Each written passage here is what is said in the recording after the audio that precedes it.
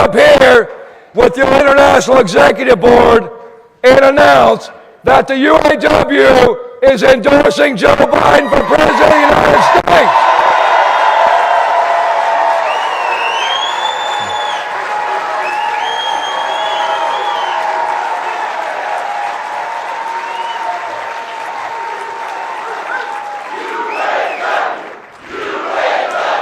UAW, UAW, UAW.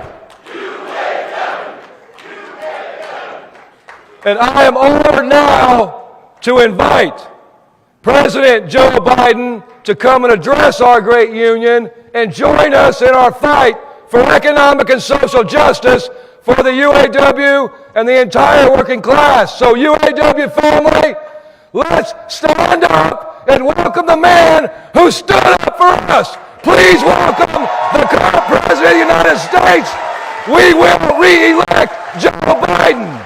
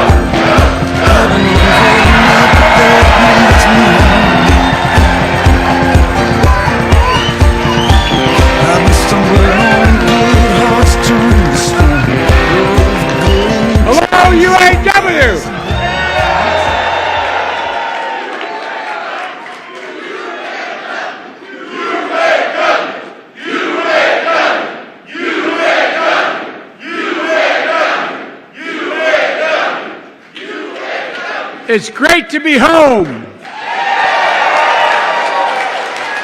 One of the best unions in the world. You look out for one another. And the whole country benefits from what you do. You know, please take a seat if you have one. You're tough as they come, starting with your president, Sean Fain. A leader with backbone, a backbone like a ramrod. I don't know where he is, but he is. Together, we're proving what I've always believed. Wall Street didn't build America, the middle class built America, and unions built the middle class. That's a fact. Look, I kept my commitment to be the most pro-union president ever. I'm proud you have my back. Let me just say I'm honored to have your back and you have mine. That's the deal. It comes down to seeing the world the same way. It's not complicated. You know, my dad, who never went to college, was the smartest, toughest, most gracious man I knew, who managed a car dealership for the bulk of my life, taught me a very important lesson. He'd say, Joey, this is God's truth. A job is about a lot more than a paycheck. It's about decency. It's about your dignity. It's about your place in the community. It's about being able to look your kid in the eye and say, honey, it's going to be okay, and mean it. And mean it. Folks, that's what the UAW is all about, and it's always been that way.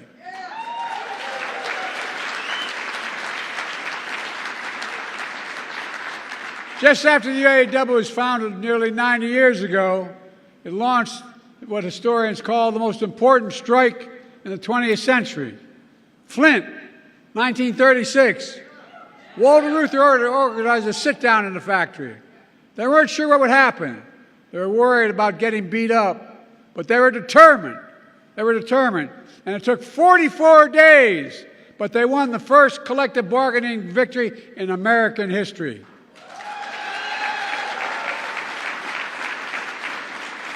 And the leadership of the UAW spread across the country. It led to the first substantial wage increase in a long time, the first cost of living allowance, the first employer-provided health care. Within 4 years, workers across the entire auto industry unionized, inspiring workers across other industries as well, giving life to new industries in the labor movement. I share that history with you because all of you made history again. I'm confident, and I mean this, 90 years from now, People are going to look back on the impact you had, you in this room. Just like them 90 years ago, you matter now. You lead. And I respect all of you here today. You represent unions that always led, always lifted, and always inspired workers. The UAW legacy from Walter Reuther to Shawn Fain today. Shawn, you took a lot of heat, but you demonstrated extraordinary leadership. You did. And that's what I saw a few months ago during your historic UAW strike. The time, this time, in Belleville, Michigan. And I'll say I was so damn proud to stand in that picket line with you. It's not the first UAW picket line I stood in my home state of Delaware. I've done it many times. But it's the first time a president did it, I found out later.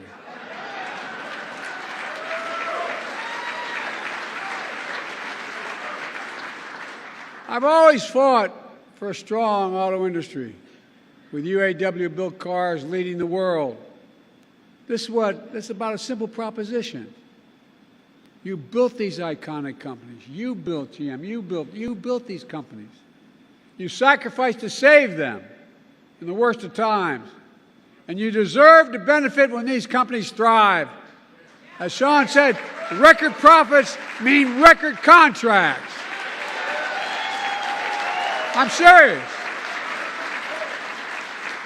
And that's what you got. Record wage increases, winning back cost of living adjustments, greater retirement security, more paid leave, and eliminating tears. Whoa, whoa, whoa, whoa, whoa. You all know my position. I'm tired. I've tried, I'm tired about jobs going overseas, having products shipped to. Look, during the Trump administration, a lot of administrations before that, what'd they do? So many people around America lost their sense of pride. Because whether it was an automobile company or any company at all, that factory that was there for 30 years, hiring, maybe it only had 150 people in it, but it was a heart of the community. Guess what? Corporate America found the cheapest labor in the world, and they sent the jobs to those laborers and sent the product back to us. But not anymore. We're building product here and shipping it overseas. Buy America and build America. I mean it. And what's really important, you made sure the auto future of the world will be made in America. Oh, I mean it. I'm going to digress just a second. Most people don't know that back in the 30s, when Roosevelt was talking about the value of unions, he didn't just say unions are okay.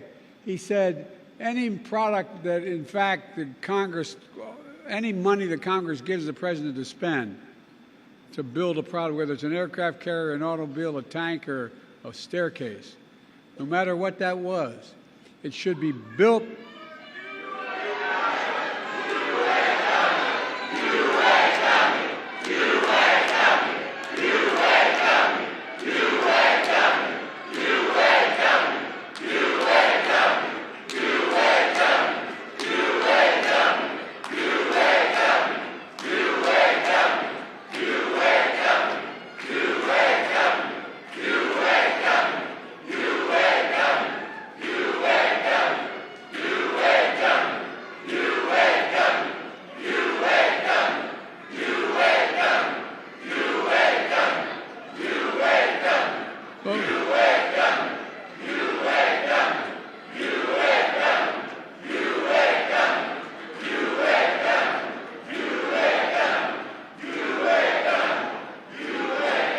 For a long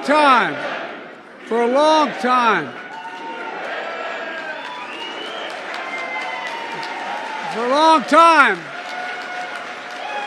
the Congress would make an appropriation and send it to the president to spend, whether it's building an aircraft carrier or a staircase. And guess what?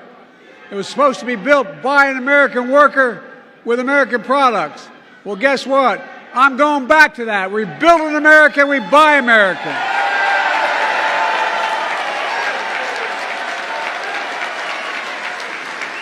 And here's what you all did. You won commitments from the big three to create thousands of more jobs, to invest tens of billions more dollars, building an auto future made in America. It wasn't just about what you did for the UAW workers. The fact is you've transformed the entire auto industry. That's not yet unionized, or as we call that, the UAW bump. Because of you, Toyota, Volkswagen, Nissan, Tulsa all gave their workers double-digit raises. Because of you. Workers across the country have seen the largest wage increases for workers building cars and trucks and any other transportation equipment in nearly 30 years. Thousands of these workers are already asking to join your union. Even before this, the UAW has been expanding its reach to workers in auto plants and from auto plants to casinos. You can tell I don't spend much time there. But guess what most people don't know? But the UAW represents researchers in higher education and workers. And because of this union, I'm pleased and proud that you expanded the UAW to include 5,000 researchers at the National Institute of Health, UAW workers.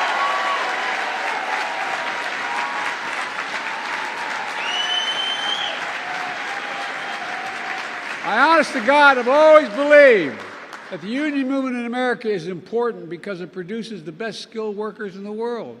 That's what happens. It's good for everybody. It's good for companies. It increases the quality of the jobs, the quality of the products, and it's good for economic growth. In fact, I asked, which is unusual for a president to do, I asked the Treasury Department to do a significant study, the most comprehensive report ever, detailing how unions are good for all workers, including non-union workers, how they found that unions raise standards across workplaces and industry, improving skills and safety, pushing up wages, strengthening the benefits for everyone. It matters. It matters, it matters. And some in corporate America finally began to figure it out. And look at what we're doing. It's good for workers and companies.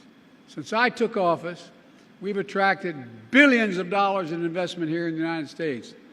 We supercharged advanced manufacturing, including electric vehicles made by union workers in America. China's determined to dominate that market with EV predominantly made in China and Chinese jobs. The previous administration was content to sit in the sidelines and let China take all these jobs. But I won't let that happen. I will not.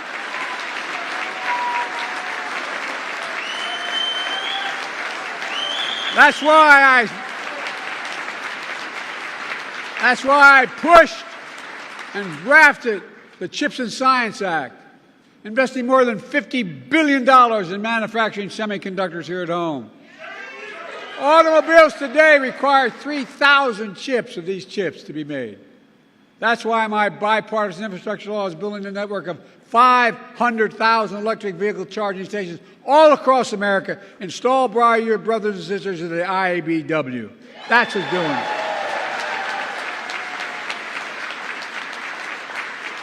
That's why the Inflation Reduction Act, which the other team, not a single person, supported, that I signed into law, dramatically, there's a dramatic incentive for the big three and other auto companies to make it here, their future here in America, with American jobs. Jobs that we want to make union jobs. That's why I announced $12 billion to help companies that respect their workers implement a just transition to electric vehicle future. Because I strongly believe that companies transitioning to new technology should retool, reboot, and rehire in the same factories, in the same communities with comparable wages.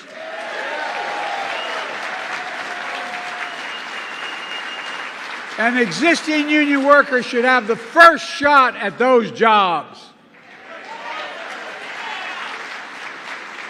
As Sean said, I appointed a historically pro-union National Labor Relations Board because I don't believe any company should be using threats or tactics to stand in the way of workers' rights to organize, period.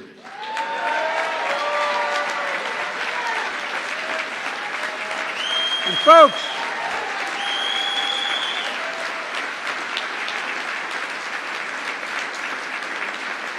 you've been very patient, it's taken a long time, but these investments are paying off.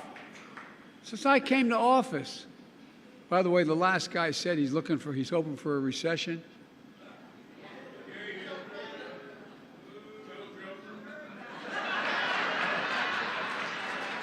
Because he does not want to be the next Herbert Hoover. He's already Herbert Hoover. He's the only president other than Herbert Hoover who lost jobs when he was president. Look, since I came to office, with your help, we've created 14 million new jobs. 14 million. Nearly 800,000 manufacturing jobs nationwide. And that means we're creating American jobs and exporting American products instead of the other way around like we saw for too long. Unemployment has been below 4% for the longest stretch in 50 years, and it's going down. Wages are up. Household wealth is up. We have the lowest inflation and fastest recovery of any major economy in the world. We have the fastest growing economy in the world.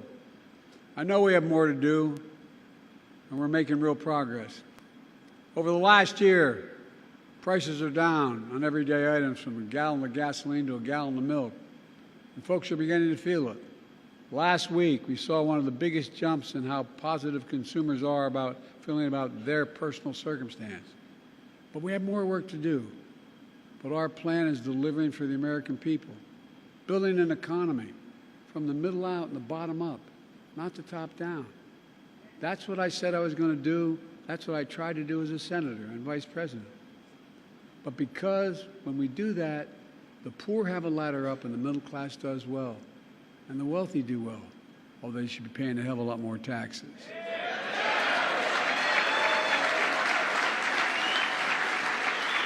We all do well. It's called Bidenomics. If you notice, all the major economists who are talking about there's going to be a recession next week, next month, all of a sudden, they're seeing the Lord. I'm a little worried some of the major economists in American history are now giving me credit. It's like, oh, God, what's going on? But look, all kidding aside, this is a fundamental break from what used to be called trickle-down economics, and some Democrat presidents did as well as Republican. You know, I sat not a lot trickled down on my dad's kitchen table growing up. There wasn't a lot. The idea was that the wealthy do very well, there'll be a lot left over, and it'll trickle down to ordinary folks. Well, guess what? That trickle-down economy was supercharged by my predecessor. It cut taxes for the very wealthy and the biggest corporations. It shipped good-paying jobs overseas because labor was cheaper. It shrank public investment in infrastructure and education, invested less. It hollowed out entire communities, closing factories. I'm not making this up. You know this to be true. Closing factories, attacking unions, leaving too many Americans behind. In fact, when Donald Trump was in office, 6 auto factories closed around the country. Tens of thousands of auto jobs were lost nationwide during Trump's presidency. During my presidency, we've opened 20 auto factories and more to come. We've created more than 250,000 auto jobs all across America. And while I stood in solidarity with you on the picket line, as your president said, I went on the picket line, Donald Trump went to a non-union shop and attacked you. Let me tell you something I learned a long time ago.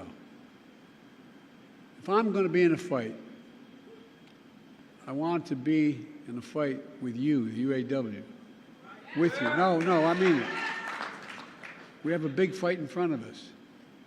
We're fundamentally changing the economy of this country. And everybody's getting a little worried about it, the very powerful.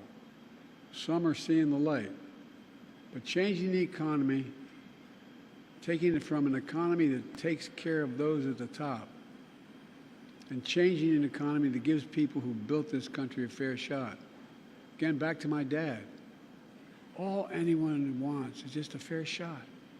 Just a fair shot. An even shot to be able to make it. That's what my economic plan is all about. That's what the UAW is all about. That's what your battle has been about. The days of working people being dealt out of the deal are over in this country as long as I'm president. Working people are going to get their fair share. You've earned it. You fought for it. And you deserve it. So today I want to say to all of you, thank you. Thank you. I could not be more proud or more honored that you've chosen to stand with me. For all the progress we made together, you're the real hero. I want to make it clear, you're the heroes of the story. It's not what I did, it's what the American people standing up with backbone did. You're the reason why. And I mean this sincerely. I'm supposedly an expert on foreign policy. I've known every major world leader for the past 25 years. And guess what? As I tell every world leader, remind them, whether they're an adversary or an ally, it's never, ever, ever been a good bet to bet against the American people. Never, never, never. And that's been true throughout history, and it's still true today. Because of you. I mean this, because of you, I've never been more optimistic about America's future. We just have to remember who we are. We are the United States of America. And I mean this. There's nothing beyond our capacity when we work together. We're the only nation in the world that's come out of every crisis stronger than we went in. So God bless you all, and may God protect our troops, and God bless the American worker. Thank you, thank you, thank you.